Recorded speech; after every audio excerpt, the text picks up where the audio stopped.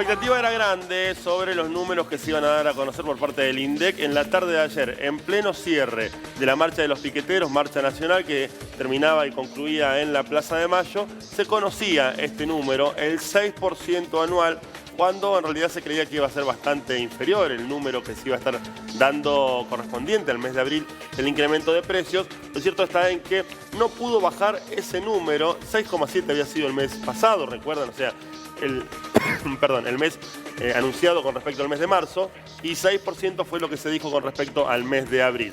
Ahora se espera que para mayo, ya con algunos incrementos que se dieron el mes pasado, vuelva a los números preguerra, ¿no? Porque recordemos que todo esto se dice que tiene que ver con el conflicto bélico entre Ucrania y Rusia, la invasión de Rusia a Ucrania.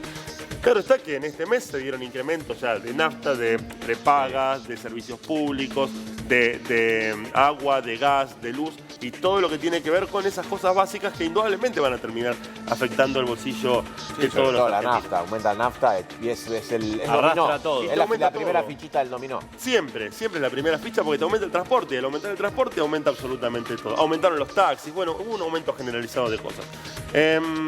Dato no menor es este acumulado de 58% en los últimos 12 meses, que es el valor más alto en los últimos 30 años. Nunca desde el año 1992 habíamos tenido una inflación tan elevada. No podemos echarle la culpa indudablemente solamente a la guerra de esto, ¿no? O sea, indudablemente hay que hacerse cargo de factores que están influyendo y mucho en que este número sea tan elevado y un gobierno que no termina de encontrar la vuelta a esta situación. Sí, el único punto en el que sí, digamos, se puede entender una parte de esa justificación con el conflicto bélico es que si uno ve el resto del mundo, hoy por hoy Estados Unidos atraviesa un cuadro inflacionario muy pero muy elevado. Del 8% que es ilógico claro, para para ellos es muy elevado. Reino Unido también está en su índice más alto en los últimos 30 años, como para tomar un par de países, digamos, que están muy ajenos a lo que es la inflación diaria y a la situación que vivimos nosotros en general. Lo que tuvo en cuanto al impacto en el bolsillo es que, por ejemplo, los alimentos, la canasta básica, aumentó un número muy parecido, el 5,9%, cosa que en otros meses se venía dando muy por encima ese valor a lo que era el índice general. Hubo otros rubros que aumentaron por arriba de esto, por ejemplo, en restaurantes y hoteles 7,3%, salud el 6,4% y el que más aumentó de todos fue la indumentaria. Bueno, exactamente, estamos hablando de casi 30% en lo que va del año. El incremento es del 29% frente a una inflación minorista general del 23,1% y fue el rubro que más alza en los precios tuvo en abril.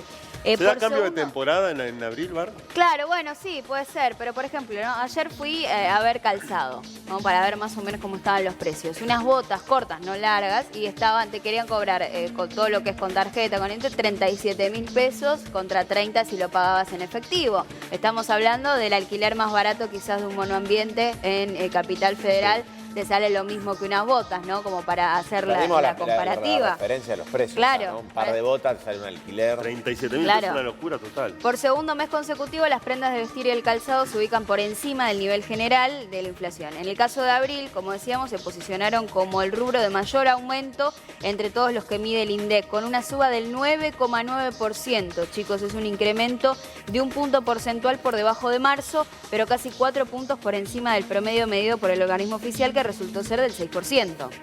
Ahora, el tema de lo acumulable, ¿no? En los últimos 12 meses, un 58% es como una engaña pichanga, porque, digamos, si el mes pasado aumentó 6%, si algo que te sale 100, aumenta 6%, sale 106. Ahora, si el mes siguiente aumenta 6% en base a los 106, no a los 100. Claro. Sí, entonces, la sumatoria es 12% de inflación. No. Hay dos comparativos. Uno es el comparativo mes a mes y otro es el comparativo interanual. El interanual es cuánto está, cuánto cuesta, por ejemplo, esa remera que tenés ahí, que estás viendo ahí, en este abril y cuánto costaba en abril del 2021. Ahí está el comparativo, ese 58% que se termina. Sí, pero yo, en las charlas que yo escucho, siento como ese error de, bueno, hubo casi un 60% en un año, pero en realidad es justamente la sumatoria. Pero en el mes a mes, el 6% de aumento que hubo en un producto en abril es distinto al que hubo en marzo porque aumenta en base a lo que ya había aumentado. Claro. Pero aparte ¿Y qué de pasa, perdón, qué pasa con los insumos textiles también? Porque nosotros hablamos de todo el tema de la nafta, pero también hubo aumento en los insumos textiles. Entre marzo 2020 y el mismo mes, marzo 2022, el algodón, por ejemplo, subió un 108% en dólares. El poliéster un 45%, la viscosa un 58%, el nylon un 41% y el acrílico un 48%. Tenemos muchísimo aumento en todo lo que es el insumo textil. Tenemos el dato de cuánto aumentaron las cosas en cada zona, claro, ¿no? según el lugar.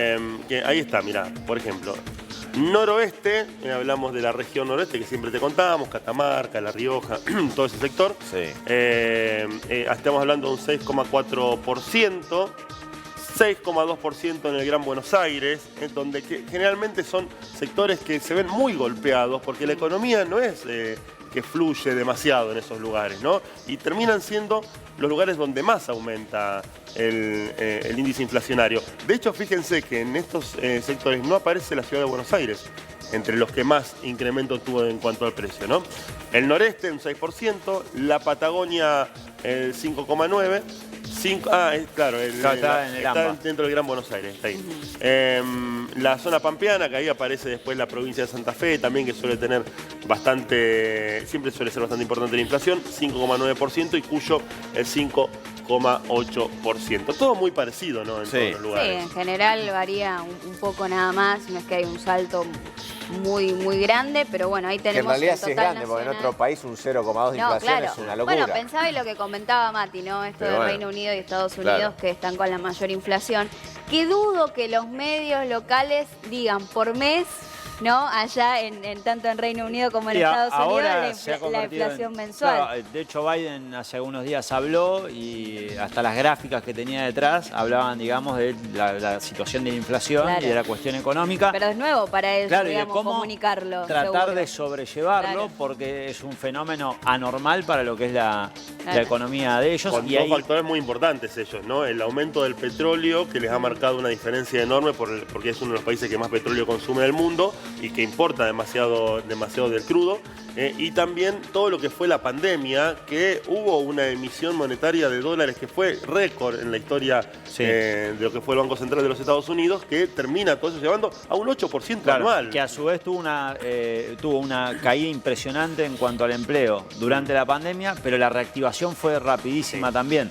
Que de hecho la gestión Trump, dentro de todo, porque hablamos 10.000 cosas de Trump y de todo lo que se condena y es condenable de lo que él dice, en lo económico hay bastantes reclamos para con Biden, porque en cuestión de trabajo y de trabajo interno, una gran gestión, había fortalecido mucho esa circulación. La ventaja de los Estados Unidos a la hora de despedir y demás es que no se paga indemnización cuando despiden a un trabajador. El Estado automáticamente se hace cargo de ese empleado despedido, les paga un seguro, entonces después cuando volvió a reactivarse el trabajo, esas mismas empresas volvieron a contratar los trabajadores y esto permitió que la economía se reactive rápidamente, ¿no? Sí, el tema acá en Argentina, el último digo de este tema, no se podría. Y cuando se habló desde un sector de la oposición de proyectar, que de hecho está en la agenda, digamos, de la oposición para el 2023 y llegar a ser gobierno, la cuestión de flexibilizar las maneras de despedir, creo que no sería tan contemplativo con aquel que se queda sin trabajo, digamos, para el día a día y para subsistir. Bueno, 6%, entonces el número del último mes, veremos qué pasa en mayo.